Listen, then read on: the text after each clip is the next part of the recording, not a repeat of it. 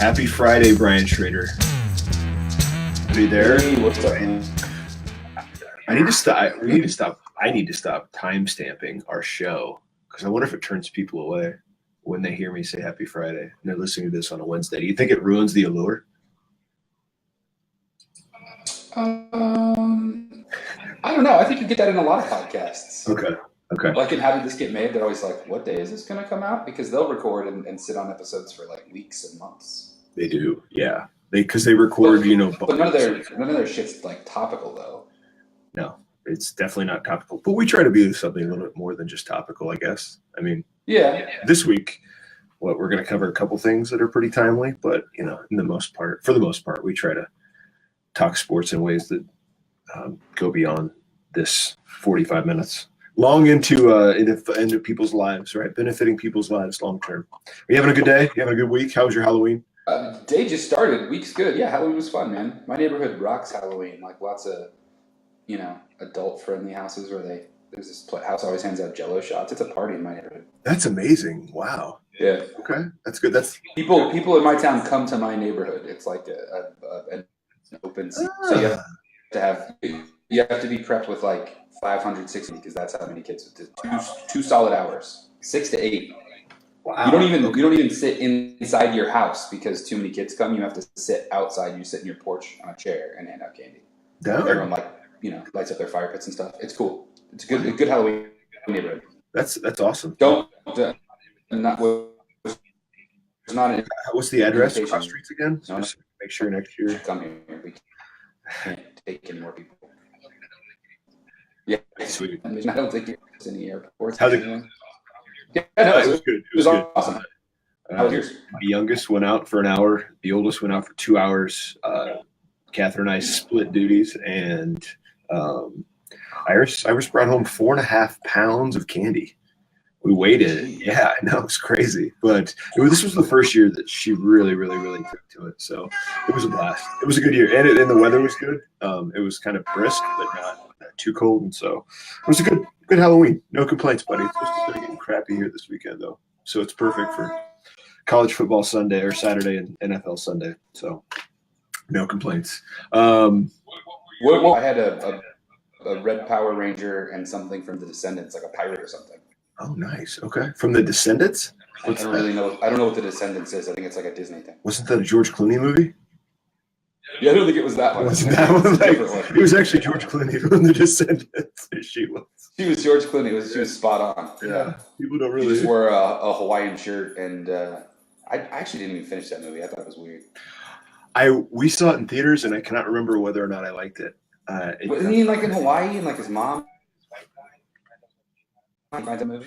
Yes, and he's dealing with a lot of family stuff because they're breaking up the estate, that kind of stuff. But okay. Gosh, it would be nice to be able to stream to YouTube, but we can't do that with both of us. Anybody, if you're listening to this show and you know how to stream a multicam to YouTube, please let Brian and I know, because it would be nice to have a split screen, just because the engagement on Facebook isn't great outside of the live feed. I was reading a bunch of stuff this week. Sorry, I did to go social media nerd. Sausages, man. Yeah. Well, to go social media nerd on you. Facebook's algorithms do not actually push out video that's longer than 2 minutes unless it's live. So FYI, folks, if you're posting stuff on there as a business or as a brand, keep it under 2 minutes. The more you know. The more you know. So yeah, there's our Halloween's big weekend in terms of sports, I guess. Michigan's got a game. Iowa's got a game. The Big Ten is still up for grabs, it appears, in both divisions. So that's fun.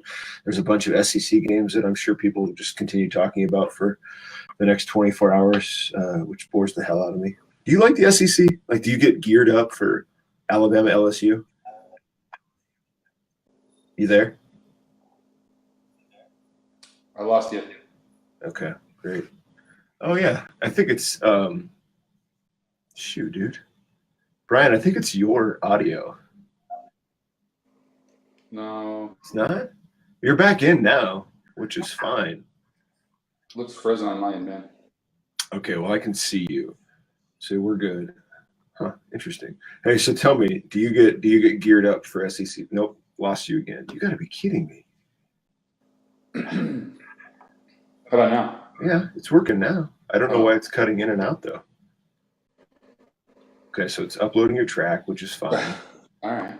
We're back. Now we're back, yeah. This is frustrating. We didn't have this issue last week, did we? Was it last week or 2 weeks ago? 2 weeks ago. I don't think we had any issues last week. I think hit and miss. What's going on? I don't know. It's got to be Zencaster because I'm hardwired in to the computer. It's not Wi-Fi. It's Ethernet. I mean, my internet's working. Yeah, I don't know. Okay. I meant to ask you. I was going to ask you, and hopefully you can answer. Do you get geared up for SEC football? Do you care? Like, are you excited about tomorrow's games? LSU, Bama. Yeah, I mean, like particular matchups, I like. But like, will you sit in front of the TV? Like, will your day be at all centered around those SEC games tomorrow, or do you not care? No. Tomorrow, I mean, obviously, tomorrow is Michigan. Okay. 3:30. 3:30. It's the only game, right? Penn State. Yeah. There's Iowa Purdue. There's some compelling games on tomorrow that are Georgia, Kentucky. That'll be a good game. West Virginia, Texas. That'll be a good game. Iowa Purdue. I guess, dude. Alabama LSU is at 8. Yeah, no, I'll probably watch that game. Did I skip Iowa Purdue? Yeah, I was being a smart ass. It's on at the same time as Michigan. So you're gonna split screen it? PIP picture. No, I won't. Hey, we got to jump into to some sports talk because that's why people come to us, Brian. But before we do that, let's say we started a blog this week. You can find it at wearesportsnerds.com/blog. That's our website too. It's up and running. It's clean. It looks nice. But go to the blog, read it, leave some comments. Brian and I are going to try to contribute at least once a week, each ideally twice, one from each one of us. If you're out there, you're a professor, you're a grad student, you're interested in talking about sports in some of the ways that Brian and I do, please email us or message us via any of the social media platforms. Contributor.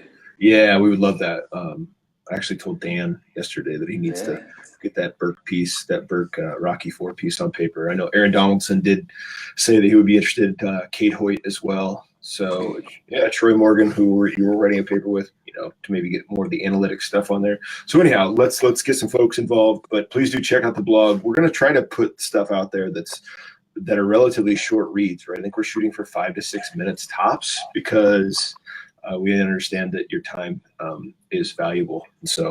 And also I think Brian and I can, it forces us to make better arguments in shorter amounts of time. So please check that out. John also said that he was going to sit on some things and try to figure out what to write about. So there's that. The next thing, social media, we're on Instagram, we're on Facebook, we are on Twitter, and of course we're on YouTube. You can find us some sort of combination of sports nerds, sports.nerds, at sports nerds. Experiment, try to find us. Our Instagram continues to blow up. We're getting a lot more engagement, which is fun.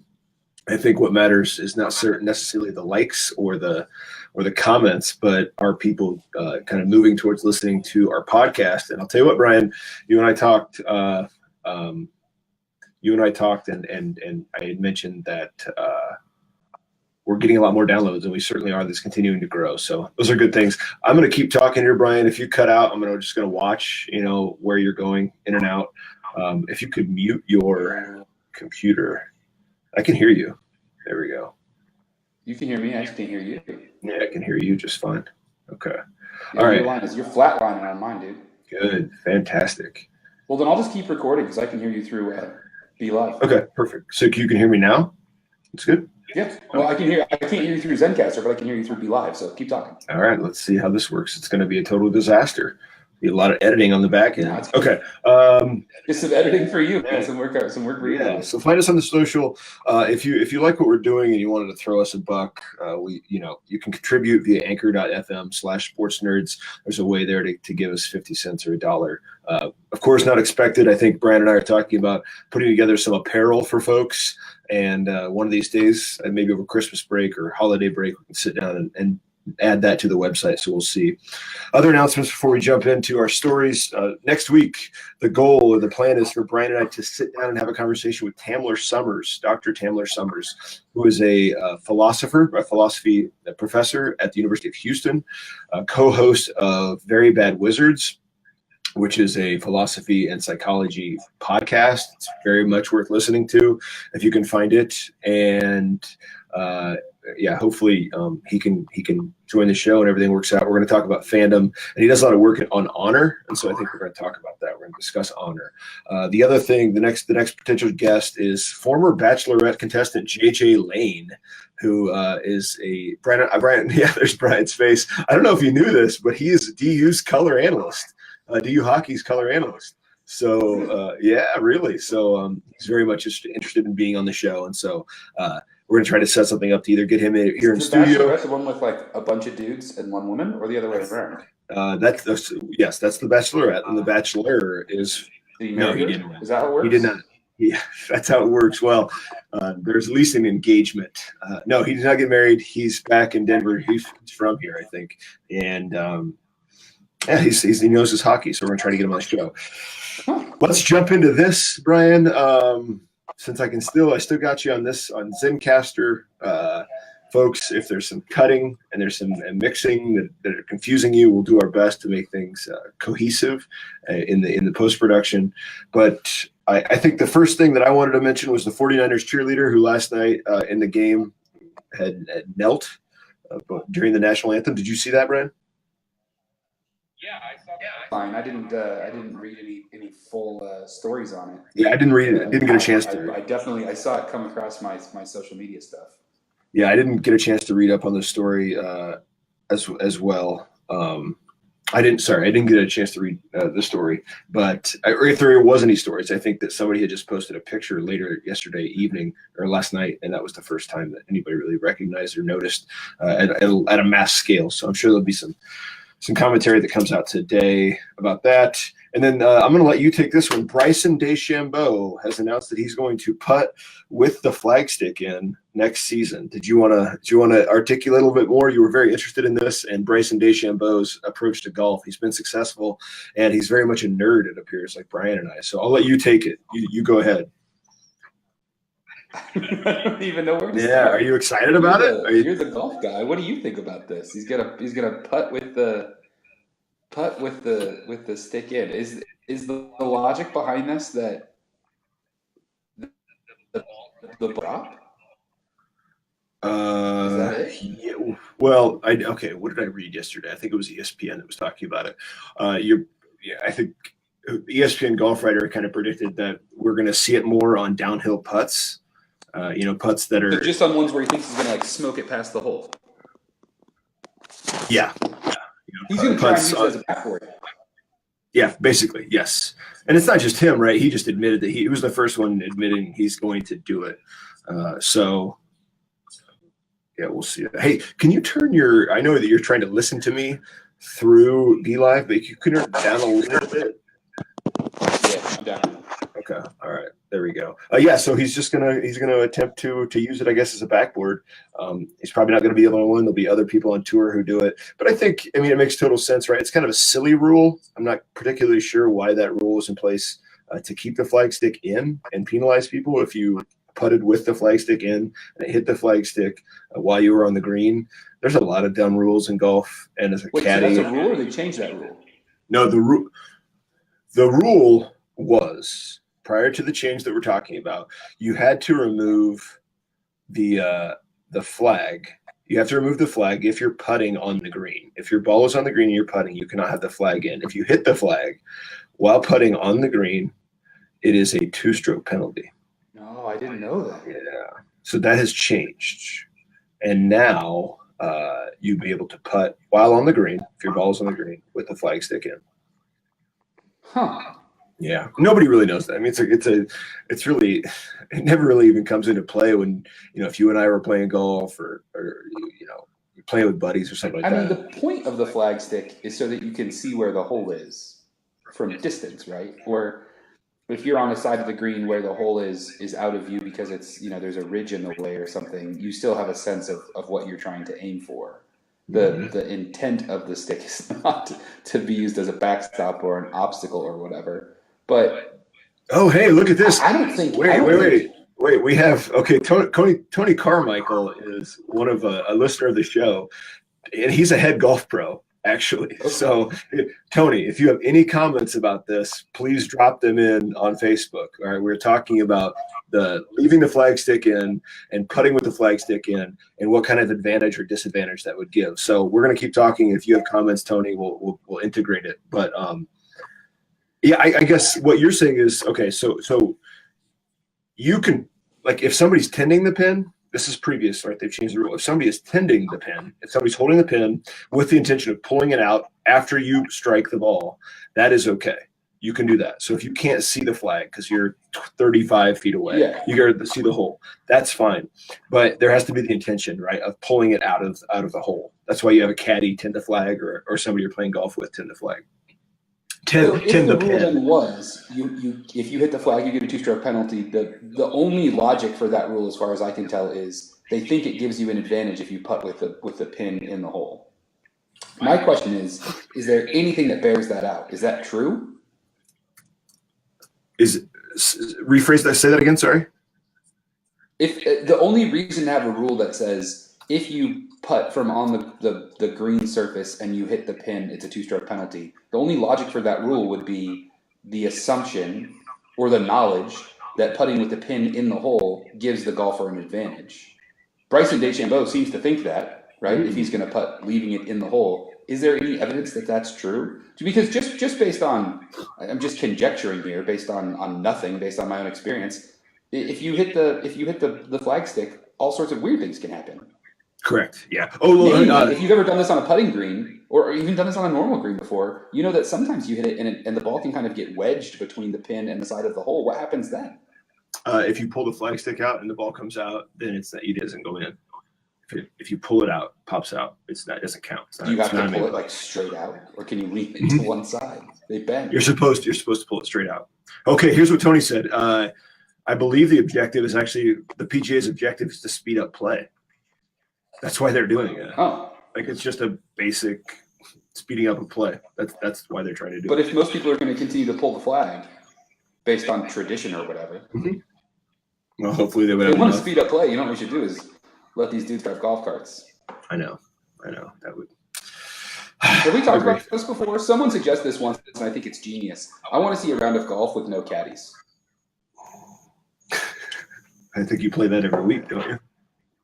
I'm serious. I think the argument that was made to me, and I think it was Marcus Prosky who said this, but I can't remember, was that the role of the caddy oftentimes in professional golf is like they take the heat off the golfer, right? They make a bad shot and the caddy says, "Oh, that was my fault. I gave you the wrong club," or whatever. Or they get to, you can bitch at your caddy and complain about something. "Oh, you told me the distance wrong," or something. But if you did it by themselves, then the golfers sort of emotionally have to shoulder the stress of professional golf by themselves. Yeah, I think you might see scores go up and maybe some interesting flameouts. More John Daly's. I would say that we've probably moved past the function of a caddy, right? There's not really necessarily a need for a caddy at the PGA level anymore. These guys have so many notes. They carry a ton of notes in their back pocket. They do their research and all of this. And so, yeah, I mean, if you were to all of a sudden take away the caddy and, give guys cards or something like that, I don't think you would see the game change too much. It would have to, you have to have like a push card or something. So I think a lot of the game, or at least the PGA wants to believe a lot of the game is physical. And so, being in good shape is obviously something you have to be able to do now for the most part. I mean, look at the guys that are on tour now, though. Like Bryson DeChambeau's built like a brick shit house. Tiger's still Tiger. And there's guys like you and I who ride in carts. I think there's more. I think it's true that I don't know if it was Tiger, but it seems like right around the emergence of Tiger on the tour, you saw these guys starting to look more like athletes. A lot of lifting, a lot of strength and conditioning, that sort of stuff. For sure. Okay. I'm not saying that 18 holes and that's why they need a cart, or that it seems like an antiquated rule. Like maybe it was pre-carts being that common that the assumption was that you needed to walk. It would just make it go faster, wouldn't it? It would. It certainly would. But yeah, I guess you would still have guys taking time. I wonder if caddies actually speed up the pace of play in the sense that if you gave a player more time, or a player would want more time to decide what club to play, as opposed to a caddy already kind of limiting or lessening the options through that choice. But I don't know. We'll see. All right, was Bryson DeChambeau the guy who was like got in trouble for using like a compass? I don't know. Like a geometry compass? It could have been, right? It could have been. Do you remember that this year? There was some guy who was like he'd pull like, you know what I'm talking about? Like that metal thing that looks like a nutcracker with a pointy end and a pencil end. You know what I'm talking about? Like a math compass? I know who you're talking about. And he would like pull it out and put it on the card of the and do something with it. And he got in trouble and they said you couldn't do it anymore. Which it didn't make any sense. I don't think he was doing, complex calculations with his slide rule and his compass or whatever. No. But this goes into this other thing. Bryson DeChambeau is even if he wasn't the compass guy, he definitely is the guy who has gotten notoriety because he plays with all of his irons are the same length and the same weight or whatever. And I was just reading an article about this where they claimed like it's a really advanced scientific approach to golf, but that's bullshit, right? Because if you're playing with clubs that are the same length, he's like choking up. That's how he's changing. The clubs are the same length, but he's not holding them. He's not holding on those clubs to simulate the same length. I think that's how it works. Have you heard about this? Yeah, from you about 30 minutes ago when you were preparing for the show. Yeah, I had heard about it. That's how I heard about it. I hadn't heard about it previously. No. No burning insights then. No, I have nothing to add. No, I mean, it's okay. So here's what's interesting. Go to a store or a golf shop, and there's all sorts of like. Tin Cup does a good job making fun of this. There's an industry built around ridiculous, innovations and pieces of technology that are supposed to revolutionize golf and make it way better. And it seems to me that the compass on the green sheet or the same length on your irons, or you've seen this stupid like plastic thing that you put that holds your wrist in the right. And they sell all these weird little technologies, but I don't think any of them are scientific. They all seem like sort of, if it makes you more comfortable psychologically to do something weird. The other thing is, I think this is still kind of in vogue too, the big fat grip on a putter or something like that to give you a better feel when you're putting. All this seems silly to me. Like to couch it as this revolutionary scientific advancement in golf, I think is sort of ridiculous. Brian, we got to move on. I know you want to talk about golf, but it's November, so let's just hold off on golf for a few months. We got to move on to the next one. Okay, do you have any closing comments that I didn't do? Did I hurt your feelings by saying that? No, you're okay. One last comment from Tony Carmichael. The whole deal appears to be that these new rules want to help the PGA reach out to the masses, which is ironic because the average Joe who plays on the weekend doesn't necessarily care about the rules anyway, which is a really good point, right? Yep, exactly. Well, thank you, Tony, for contributing there. Let's move on to, I suppose, the big story of the week. The big story of the week being that Maryland brought DJ Durkin back. DJ Merkin. Is it DJ Merkin? You know what a Merkin is, Brian? Are you familiar with a Merkin? No. It's a pubic wig. Go ahead and look it up. Okay, so they bring DJ Durkin back, I think, on Wednesday, and then on Thursday decided to fire him. It's quite the story, I think. So I'm trying to think. Let's parse through this here. The Board of Regents did an investigation, I guess, since August, decided, based on the outcome of that investigation, that Durkin should be retained as football coach. He was reinstated on Wednesday. Wednesday's the right day, right? Okay. Went to practice, addressed the players. A couple of players walked out. Next day, practice, there was a fight between two Durkin supporters and one anti-Durkin player. And then within, I want to say like a half hour after the end of practice, the University of Maryland decided to fire Durkin. So it's this kind of roller coaster of Maryland football. Obviously, it's a complete shit show. Things don't appear to be going any better. There's an investigation now into these players, and they're fighting. Durkin's gone. The Board of Regents, the head of the Board of Regents, just stepped down yesterday. So that's where things are now. I mean, the thing, do you have any comments on this before we jump into the big question, which for me was, do Power 5 football programs seriously have that much power?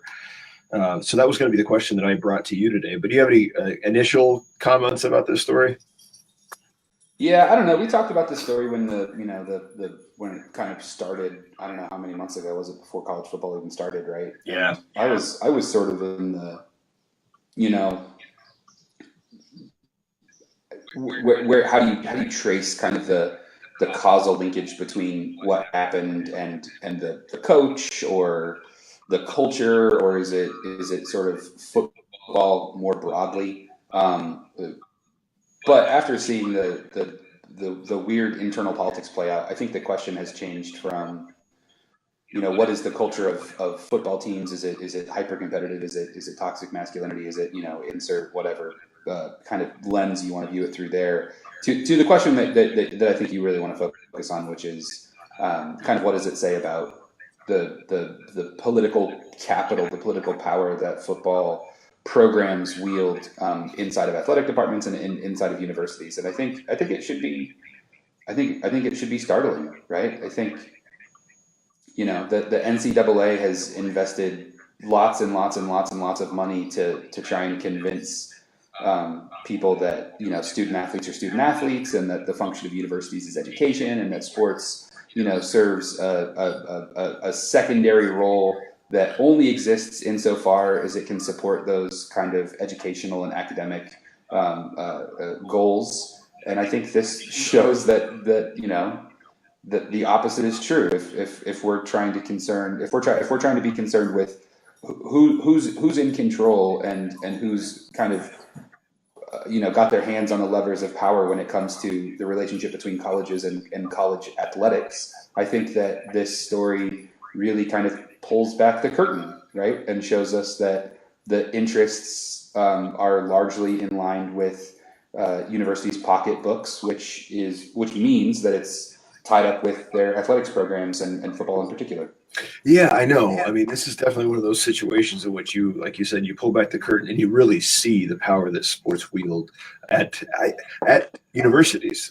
What's interesting, right? We're talking about a Power 5 school here, with Maryland being a Big Ten school, and the fact that the Board of Regents, major leadership at the university was willing to reinstate Durkin in order for, I guess, to save money or out of the belief that Durkin was going to continue to improve the program, and somehow that was more important than the family of the player or the retribution, I suppose, of the victims, which would be family, I suppose. But now you have this deceased player who died this summer during practice. I guess what's compelling or what's intriguing to me is that I think we can make the argument it's not just Power 5 schools, because here at Metro, actually, ironically, Metro is doing a feasibility study to see whether or not their athletics programs should go Division I. And I would tend to think that the main driver behind that decision, or even the initiation of that conversation, would be financial, right? Would be fiscal. And so what does that mean for education in Metro State? What does that mean as a professor here?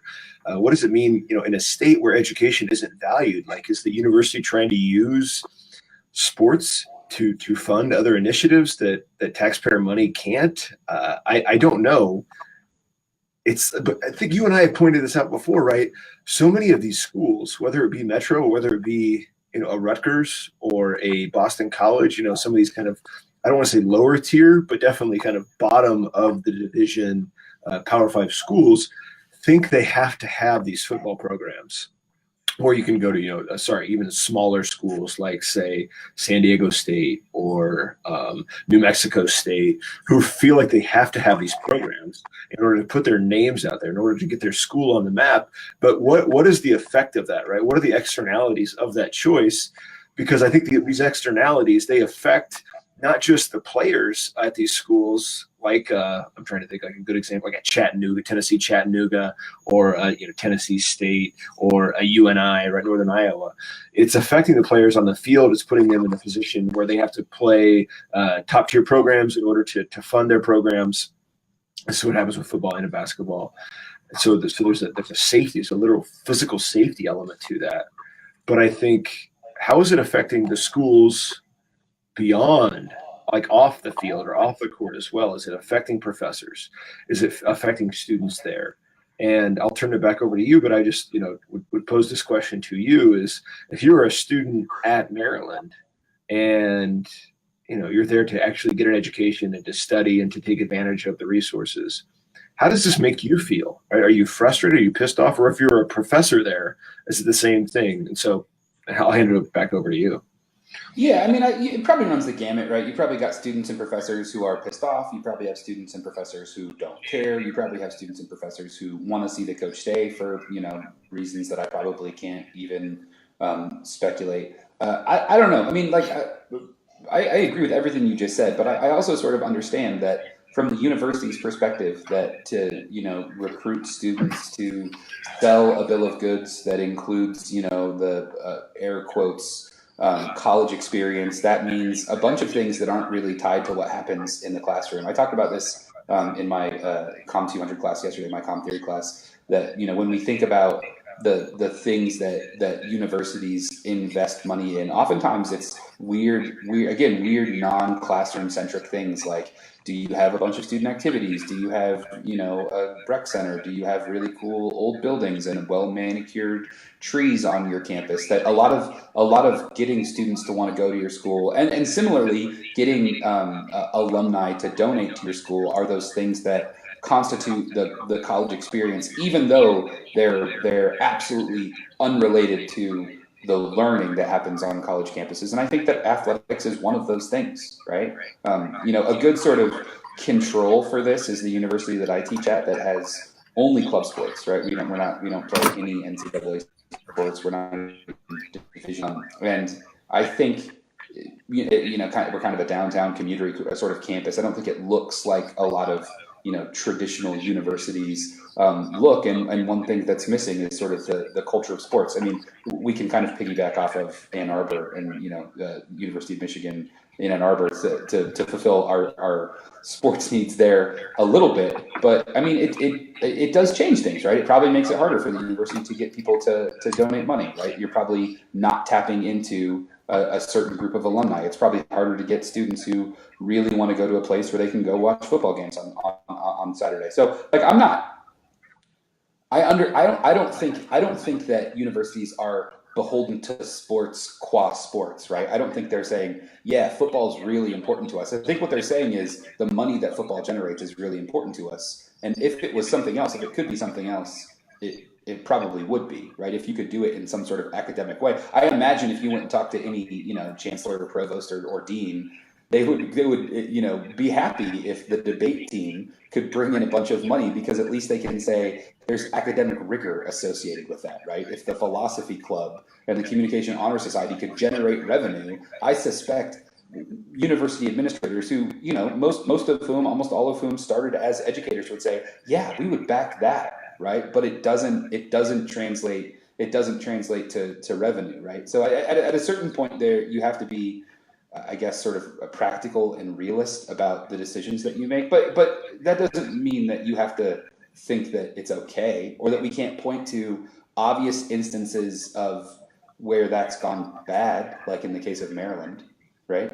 And I suspect this is the conversation that's going on behind closed doors at Metro. Do we want to be a division? Do we want to participate be a member of a Division I conference and do Division I sports? Is that what we want to be? Is that our identity? And the feasibility study that they're undertaking right now to see what it's going to look like, I suspect largely is going to say how much revenue do we expect that's going to generate for us, and is that worth the potential downsides of moving from D2 to D1? So I don't think the conversation behind those closed doors is like, do we want to be D1 because of what that means for our student athletes in terms of competition, right? That's not the conversation. It'd be really good for our students to go play D1 basketball. That's not the conversation they're having, right? The conversation is, do we make money doing this, right? Do we join a conference where we're going to get revenue sharing? That's the conversation they're having. This is absolutely a sports question, but at the same time, it's absolutely not a sports question. No. You know what I mean? Mm-hmm. No, for sure. I guess I take issue with how these decisions are framed, right? How they're made sense of. And so externally, in reading that article that I sent you about MSU Denver potentially going to Division One, there's little to, if any, mention of the fact that this is being done out of financial reasons, or not so, if not solely because of financial reasons. I think it should be acknowledged. And like, it's to me the same thing with this Maryland situation. I needed to know. As the president is coming forward in that press conference on Wednesday explaining why they decided to retain Durkin, I just needed some honesty as a sports consumer of why this was actually happening. It would be nice for the NCAA, for these schools, to admit the fact that so much of what they're defending, what they're keeping in place, has to do with money as opposed to protecting the student athlete. Because in this case, that's certainly not true. And I'll tell you about the Maryland case. What's interesting to me with Metro, I see these students and what they have to go through as Division II athletes. And I think if they're Division I athletes, that kind of ups the expectation and the time suck for them immediately. I would assume, right? The travel is going to be different. If you look there, there's potential of them maybe joining the WAC. And again, this is just that they did a feasibility study. Nothing is guaranteed. But the fact that the school is even interested in this is quite fascinating to me. And I think if they were just in it for the student athlete, if they were just in it to provide an education to students, this would look much different. Oh, hey, this would look much different. So, Brian, is your dog okay? I didn't hear the last part you said. Sorry, my dog's barking. Say it again. Is your dog okay? Oh, he's angry. He didn't like that comment. Did he not like that comment? I can't hear you, dude. I'm sorry. Brian, we're going to take a pause for a commercial break while Brian yells at his dog. Oh, he's whistling now.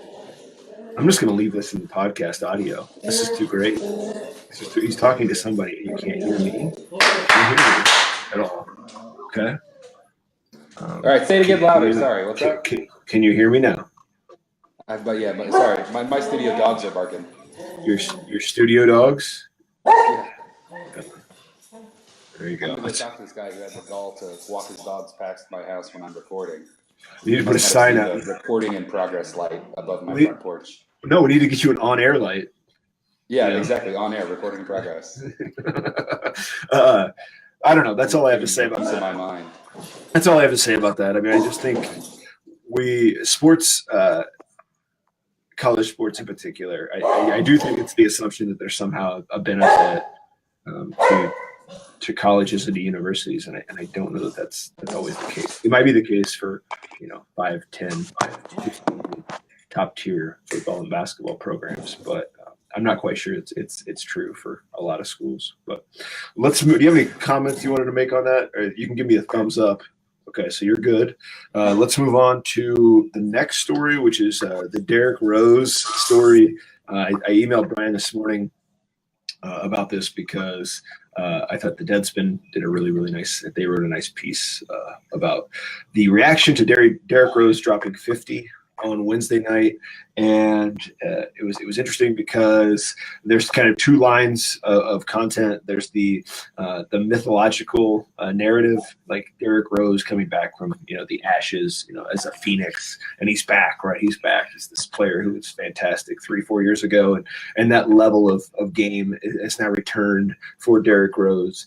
And then there's this other line or actual non-existent line of conversation about the fact that Derrick Rose is still under investigation for gang raping a woman a few years back, and that there's actually going to be a court hearing. There's a hearing coming up, I think, next week regarding the case, and the article in Deadspin kind of attacks ESPN, but not just ESPN, other sports outlets for not even approaching this element of the story, and instead going straight to Derrick Rose being this amazing athlete who's now returned to form, all because of a 50-point game, which is obviously totally bogus. But in reading that Deadspin article, I guess I got kind of upset. I'm not upset because that's not the best term, but I expect more from somebody like Michael Wilbon, and that's actually one of the first tweets that is included in the story that I'm talking about.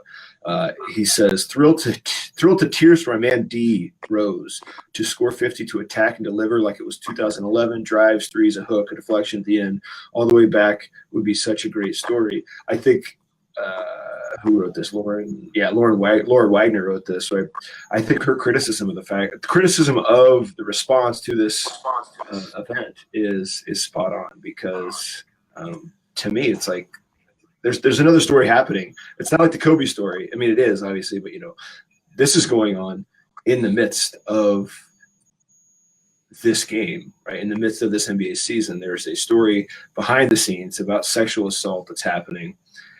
But, I wanted to say it's a race thing, and I'm sure how we frame it is a race thing, Brian, but we can also mention that Ben Roethlisberger, the same thing has happened. So yeah, you go ahead. Yeah, I mean, my primary reaction to this is that I think this is the logical conclusion of the move to try and divorce politics and sports, or to, divorce what's happening in the real world from sports. If we want to see sports as existing only inside this little tiny bubble, and we don't want to think about, what people are doing off the court, what political influences there are being exerted on them, or that they're kind of putting out in the real world, and we want to have a, kind of shut up and dribble mentality, that it's easy for the Mike Wilbons of the world to only focus on the athletic accomplishment and to not, choose not to say anything as a statement that you're aware of or unhappy with the other stuff that's going on in real life. And unfortunately, that I think is the way that the history of sports and sports coverage, at least recent history, has been painted. And I think, like I said before, that's the move to kind of treat sports as this insulated thing that we sort of think about only in a vacuum. Sort of leads us to do. It's the same logic, by the way, that allows us to, as fans, to cheer for teams when the owners and the GMs go out and sign people who've got off the field stuff that would make it hard / impossible for you to get any other job inside of the real world. So yeah, it's tough. And listen, we've talked about this at length at multiple times on this podcast, that to be a sports fan who's even moderately aware of kind of a critical perspective on sports means that you're always kind of a paradox or a walking contradiction. We're all guilty of this, right? We all, if you're a sports fan, cheer for a team where there's somebody on your team or your team's past that you probably wouldn't want to hang out with or chat with based on things they've done or allegations that have been made against them. So it's not like we're sitting here saying, shame on any and all of these people who are excited to see Derrick Rose drop 50, right? Because we do, similar things, whether it's, tweeting as a big name ESPN sports personality, or whether or not it's just sitting on a couch and cheering for your team, even though, they've made questionable sort of personnel decisions. So, but I think this article is right on, that the omission is crazy. And I'll be honest, man, it's a good reminder, because personally I had sort of forgotten about this story, which is a bummer. It sort of gets lost and churned up in the wash of all the different social issues, all the different, unfortunately, sexual assault type allegations that have happened in sports. You've mentioned a few of them already. So it makes them easy to forget. And I think that's sort of the underlying theme of this piece, which is, when we go back to just talking about people's on the field or on the court accomplishments, it's easy to forget about these other things that are happening off the court, and that maybe is something that we should question. The last thing I want to say about this is, and my blog post will deal with this in a little bit, scoring is crazy up in the NBA. This game where Derrick Rose dropped 50, the final score was 128 to 125. It's not like he dropped 50 in a 95-90 affair, right? Yeah. Where he accounted for over 25% of the points. He dropped 50 in a game that had 253 points scored. Yeah, that's insane to me. That's less than 20% of the total points. Like, Wilt, he ain't. You know what I'm saying? I know. The game is definitely different. Hey, I know we gotta wrap things up, and I know that you want to get that blog up, but I think what we have to we can't really forget here. I'm not trying to be like altruistic whatsoever, but we now live in a world in which sports have a much, much larger influence than perhaps we've ever seen.